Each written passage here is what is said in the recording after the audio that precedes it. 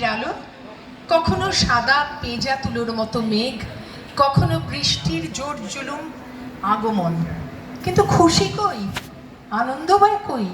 হলুদ বনে বনে নাক ছাবিটি হারিয়ে গেছে, সুখ নেই কো মনে। সুখ থাকবেই বা কী করে? গত কয়েক মাস ধরে আমরা যে কঠিন সময়ের মধ্যে দিয়ে পথ চলেছি, তাতে যেমন খুশি নেই, আবার নেই কোনো আমোদ প্রমোদের মানসিকতা। আমাদের আবাসনের সন্তান, আমাদের ভাই সুমন ঘোষ, তাকে আমরা হারিয়েছি।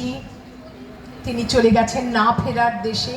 আমাদের সকলের সত্তা জুড়ে তিনি ছিলেন, আছেন, থাকবেন, অথচ তাকে স্পর্শ করতে পারছি না, তাকে চোখে দেখতে পাচ্ছি না।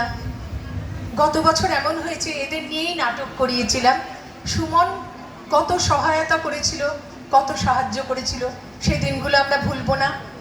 সুমনকে আমরা সবাই মিস করি, আমি জানি। আমি হয়তো আজকে একা এখানে বলছি, কিন্তু প্রত্যেকেরই স্মৃতি, প্রত্যেকেরই ভালোবাসা, প্রত্যেকেরই তাকে নিয়ে অনেক কিছু বলার আছে।